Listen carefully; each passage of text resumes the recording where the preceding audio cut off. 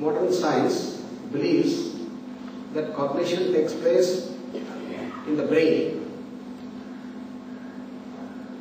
There is nothing like mind or intellect with the power of cognition apart from the brain.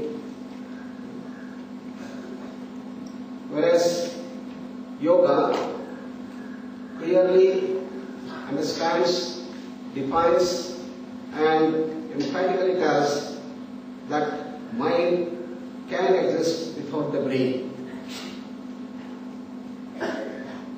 For example, when Anandamaya Kosha condenses, creates Vijnanamaya Kosha, glassifies to become Manomaya Kosha, it is the mind and the emotions.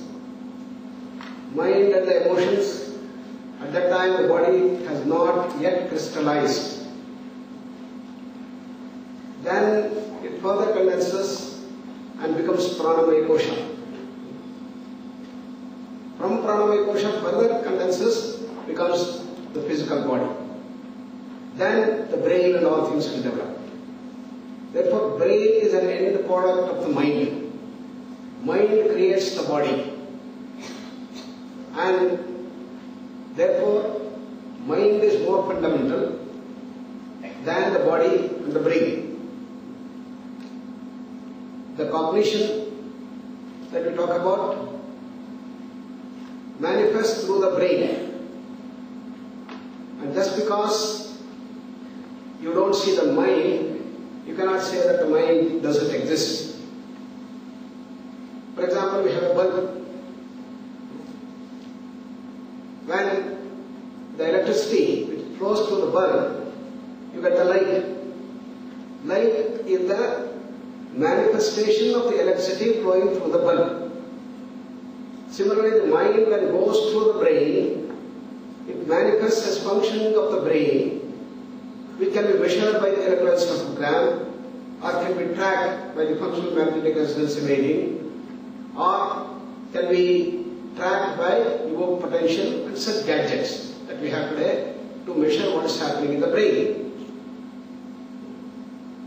Therefore, the functioning of the brain cannot be told as mind. Just like light cannot be told as electricity. But light is a manifestation of electricity. It has got the lighting effect, magnetic effect, heating effect, all different things. Similarly, mind manifests through the brain, shows up as functions of the brain, electroencephalogram and the rest. This is a key difference between the understanding in modern science and the understanding in yoga law. Mind, intelligence, emotions can all exist without the body. Much before the body comes, already we have this. Before we are born, we are all in that Pranamaya, Manomaya, Vijnanamaya Kosha, particularly the Manomaya Kosha.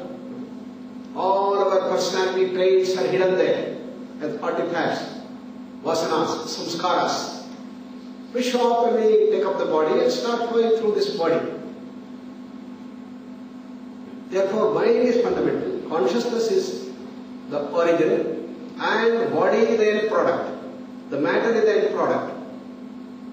Similarly, the Anandamaya Kosha, the field of bliss, macroscopic level, is fundamental, is the causal state. And this physical world is only its manifestation. It's called the Bhuloka. Before that we had different lokas, different layers. Pranamaya Kosha is called Yakshaloka, Gandharva Loka, then Pitruloka. When we die, initially we go into the Pitruloka, Yakshaloka. Then from there we ascend further to the Manomaya Kosha, in which we have the Devata Loka, Indra, everything. They are called the Lokas. Just like the physical world is infinite. And you look at the tremendous expansion that we have, which we have fathomed today through modern science. Look at our Bhuloka, our earth. Then we have the sun and large number of nakshatras, large number of stars, and the galaxy of stars, billions and billions of stars put together. And thousands of galaxies making the Milky Way. And it is so vast and infinite. This earth, the physical world itself. But then the subtle worlds are also infinite. The 11 layers, different lokas have been identified. This all understood by our great seers, by experience. How to know whether there's the Yakshaloka, Gandharvaloka, Kinnaraloka, Devtaloka, and so on. Great yoga masters would just leave the body here and go to different places, often called as astral travel. And they can go there and then interact. Indra, the king of Devatas, used to call, or Vasishtha, used to be in the Bhuloka. Please come, I want to do a big yajna. And you are the person who can guide as to how to do the yajna.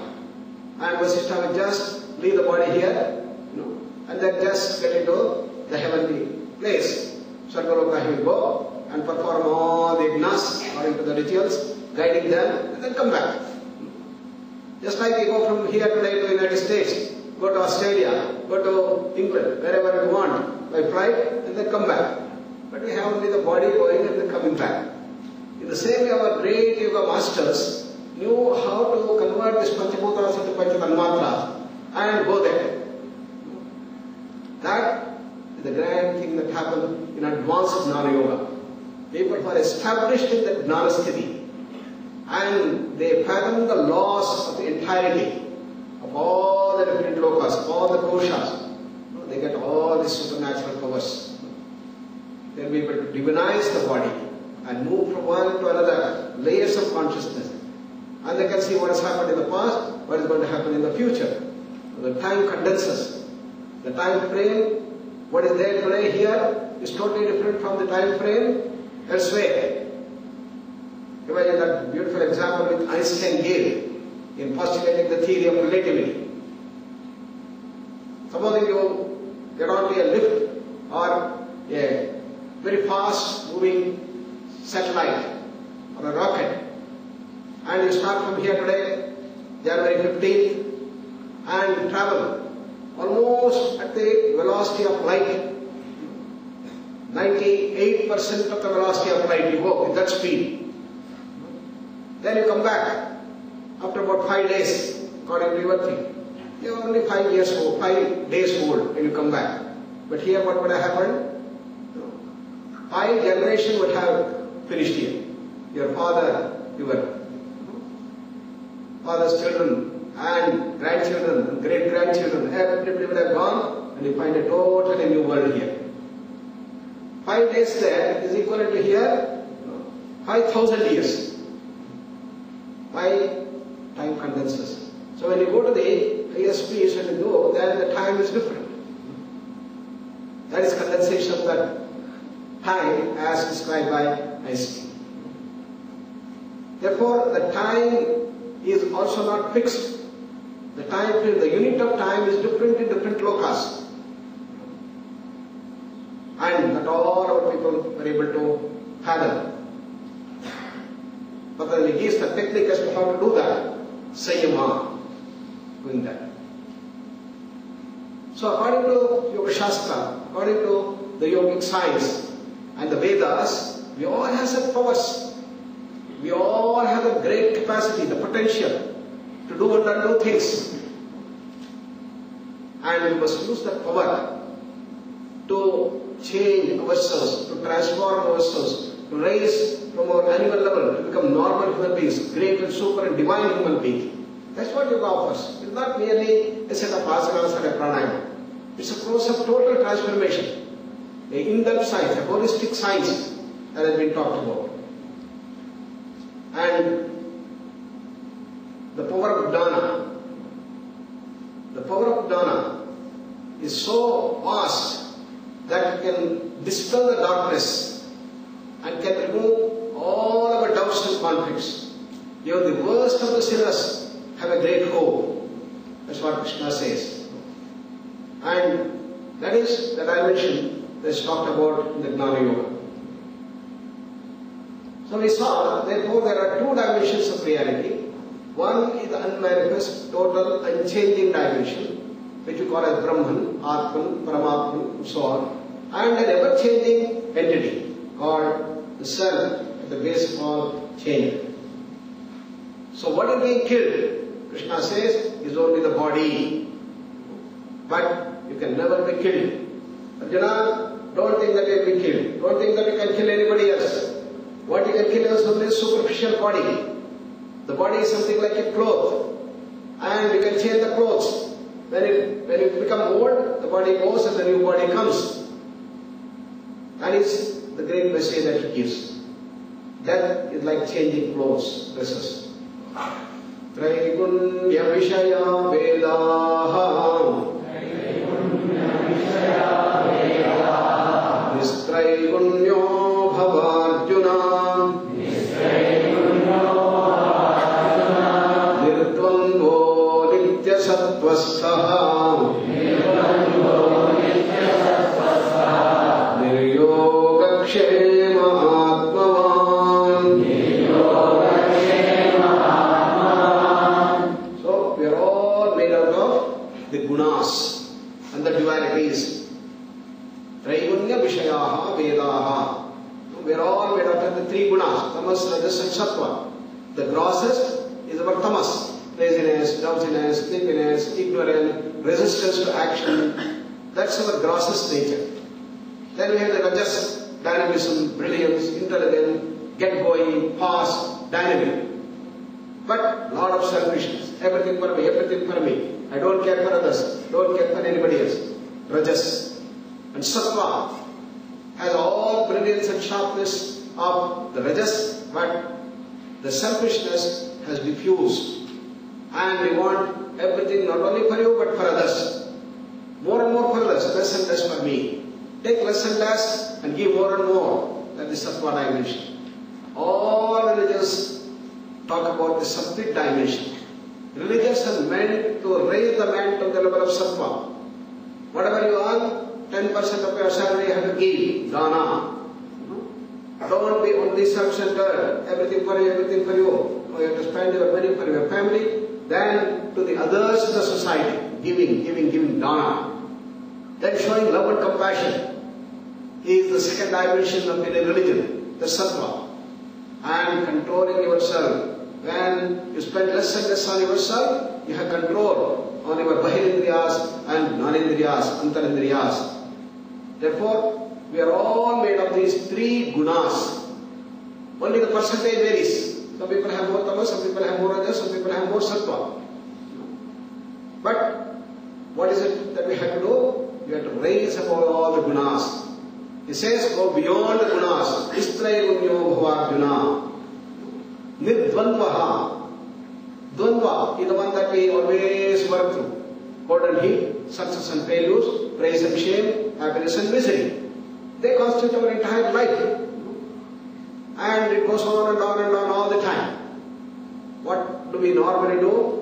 When success comes, we are all excited. When failure occurs, we are all depressed. That means we just follow what is happening outside. That means you are not using your inner freedom. Therefore, what Krishna says, Nidvandvaha bhava. Go beyond the dvandvas. Understand these things are going on in the outside world. Somebody praises you, somebody sends brickbats to you. Cold and heat come and go. But what is to be done inside? You be calm, quiet, silent, mature, unchanging. That is Nidvandvaha. Not getting tossed up and down in the dvandva, but completely in the stream of Nidvandva sthiti, that is said. Then Nitya Sattvastha, Nidvandvaha, that is going beyond the dvandvas. And yoga and kshema. In our life always, we want to acquire something and then we want to preserve. So, Krishna is telling that we have to go beyond the duplex of life. The duplex of life is always aspiration. I want this, I want this, I want this, I want this. And then we go on acquiring. And we have a lot of money. And we have lot of $1 million we have saved in whatever way. Now we want to keep it preserved. Which is the best bank where you can do? Invest in shares, any day it cannot go away. I want safe deposit, but at the same time your FD interest is small there. For some people it doesn't matter. For me, safety is more important. But some people want to, very, very greedy. They want to get more and more. So I invest my share, therefore it will get doubled in 2 years. I know in those days of prosperity, in the Silicon Valley, United States, all the poor Indians became millionaires overnight. The share values jumped up, and the shares that I had invested, boomed up 100 times more. And I know a lot of our friends who became such big, big billionaires. No time. That's why people got attracted to shares. But then the big recession started coming up. There was a total collapse. All the savings that I had done, $5 million, from friendly had, $5 million become $500. The share just collapsed. All his savings went away. All that he gained in share went down. Why? We are greedy. We are always the things of acquisition and reservation, to acquire more, multiply it more. But now there are people who work safe, they preserve. We have another person who deals with the share, in Calcutta, our chairman. For the last 40 years, he has been in the share market, but he has never, lost even 100 rupees. How does that happen? I asked him. He keeps on watching. When there is an increase of share by about 10%, immediately he will sell. He is not greedy. It is going up. It will go up to 20%, 30%, 40%, but he is not greedy. 10% is enough for me. If I put my money in my bank, I will get only 6% interest. Now, when I do this thing, I will get 25% interest. That is more than enough for me. Safe working. But if you have a fixed deposit, you have more reservation. So this is how we all look for. Acquisition, reservation. Acquisition, reservation. But can you go beyond the duplex of this slide? Nir yoga kshema atmavan. Yoga and kshema, you transcend. Yoga in the sense of acquisition here. And can you overcome and go beyond the yoga and the kshema approach in life? How? Atmavan bhava. Pure yourself. Pure yourself that is inner self. Infinite joy, infinite happiness, infinite power. And that pure consciousness is our self. Atmavan bhava. That's the way to do that. So, the qualities of a great Gnani, called a Sthita Prajna, and a realized soul, which I was briefly mentioning. Prajahati yada kaman sarvan parthamanogatam atmanyevatmana tushtaha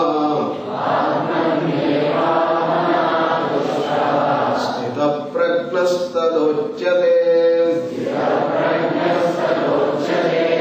Tada Sthita Prajnaha iti Uchyate. Then he is called a realized person. Then he is called as a Jivan Mukta. Then he is called as a Sthita Prajna. When this is first condition.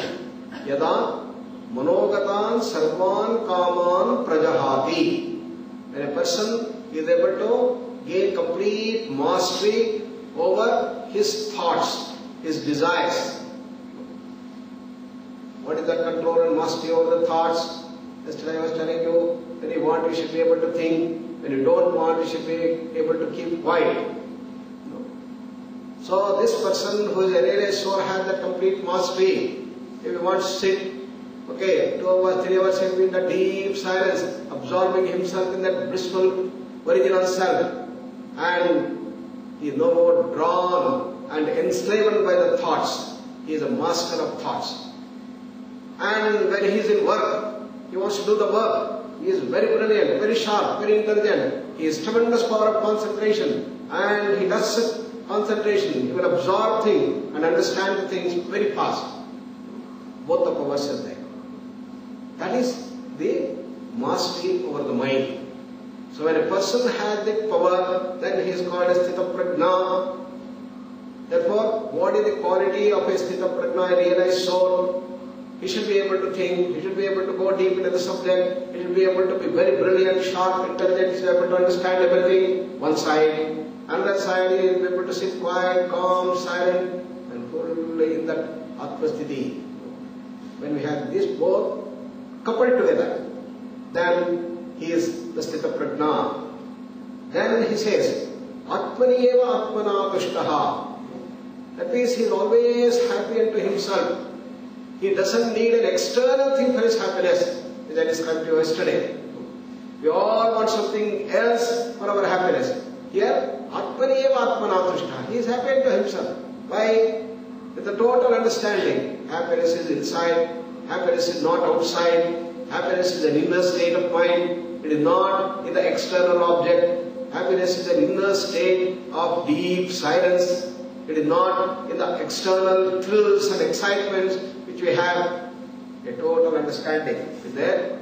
And therefore, if I want more and more happiness, if I want to be more and more blissful, I should not run towards the objects of enjoyment. I should not run towards excitement. I should not run to the engagement of the mind in some other external things. What should I do? I should turn inwards and completely stay in that silence from the soul, from where the thoughts are arising. That is infinite bliss. With a total understanding, he is unto himself.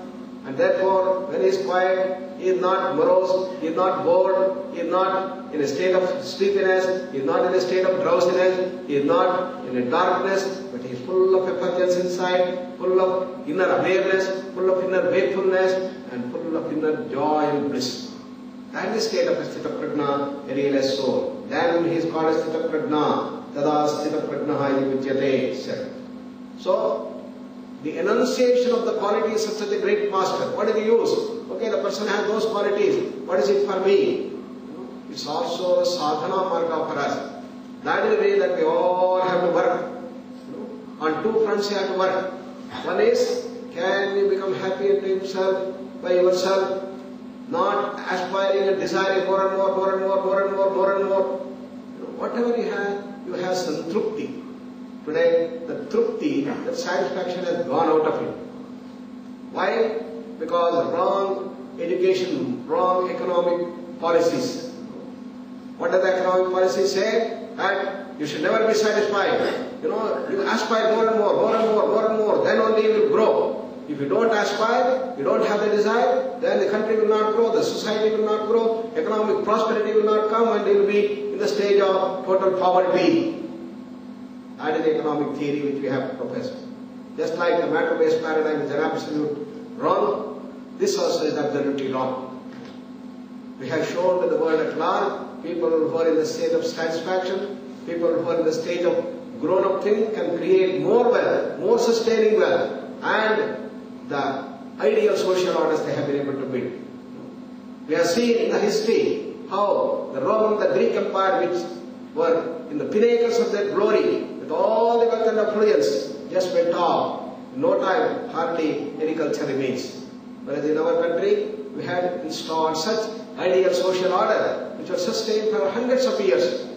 And the richest of the countries of the world, people used to come to India not to get the wisdom of operations at the time, but they were lured by the prosperity and the wealth that India possessed. And along with that, the integrity, the honesty, the love, affection, and giving nature was so prevalent in our country.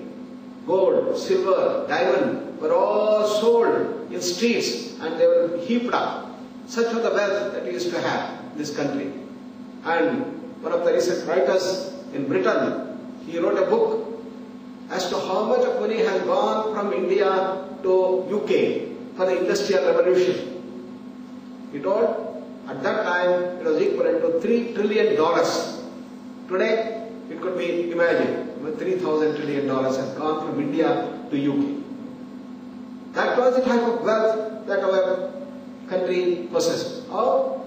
Based on the qualities that is talked about. Atmaneva Atmana Dushtaha, integrity, honesty, hard work.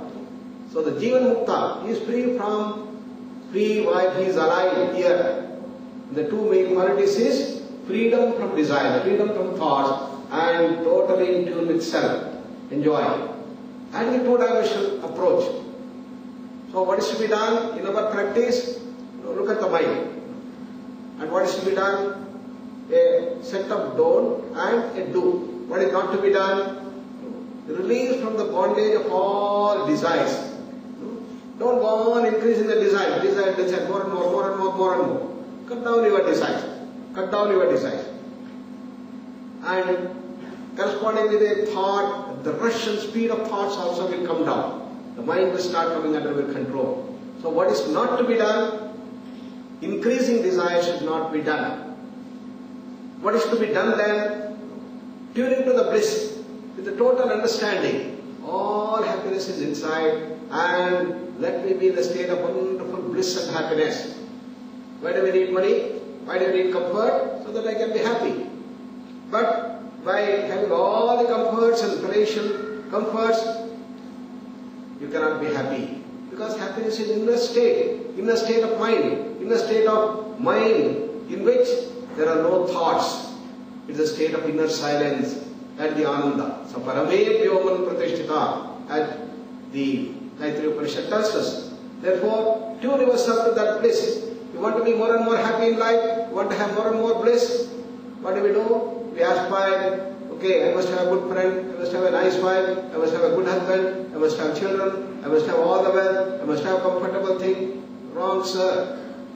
This will not give you the happiness. The happiness can come only when you tune yourself to your inner self. Atmani atmana tushtaha. So what you do when you are having free time, just tune yourself to that inner bliss and inside recognize that wonderful bliss that you have. And that is the message that Krishna is giving by this beautiful verse, a two-dimensional approach for the yoga practices of Jnana Yoga. And then he describes as to how from the thoughts the emotions arise. And emotions are nothing but power thoughts. Dhyayato vishayan pumsaha Sangaste shupajayate Sangat sanjayate kamaha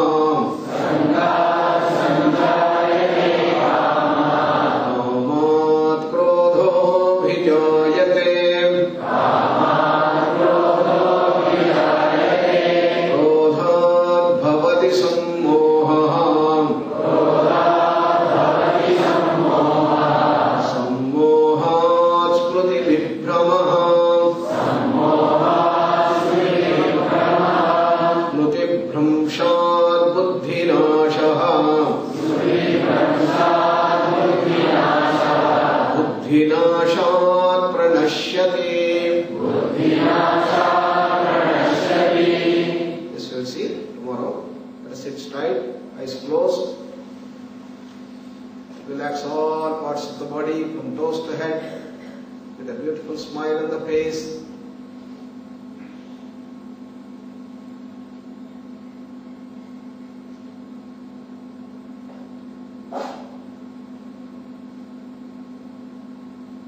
Look at the thoughts.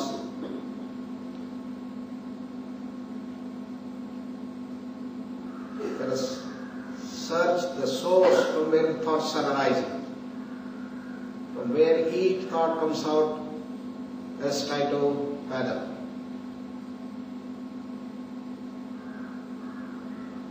Make a deep search inside. It's a research.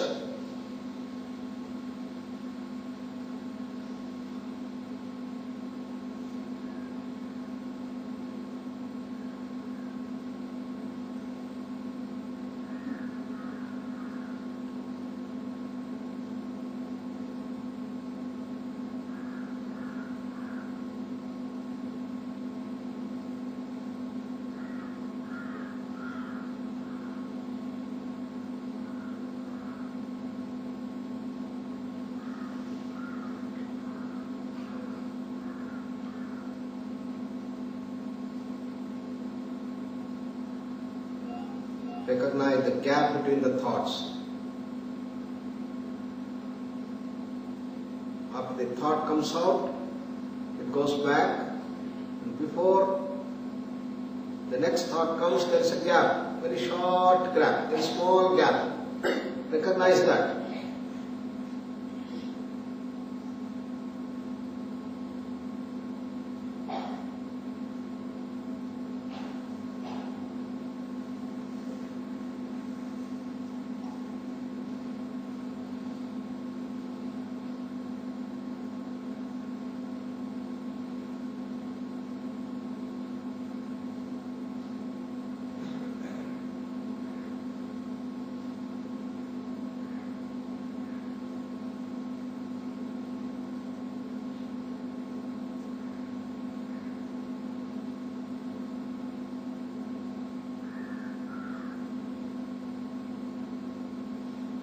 That gap is a silence, and it's from the silence the thoughts come out.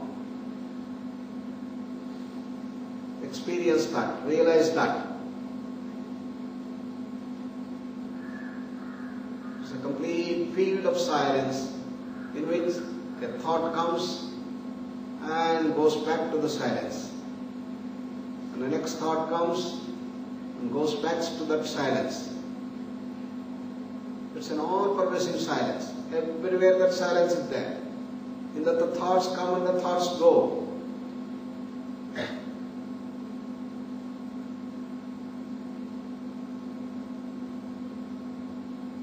That silence is bliss, called Anandamaya Kosha. That's our causal state. State from where all thoughts emerge.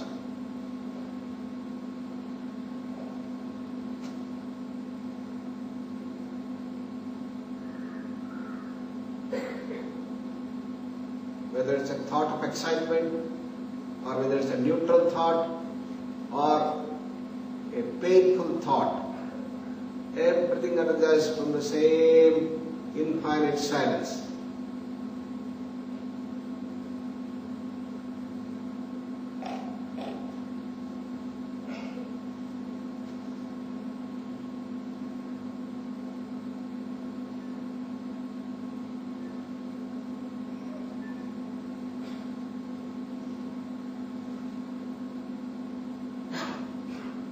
Let us tune to our inner silence, that wonderful bliss, and recognize that it is our causal state.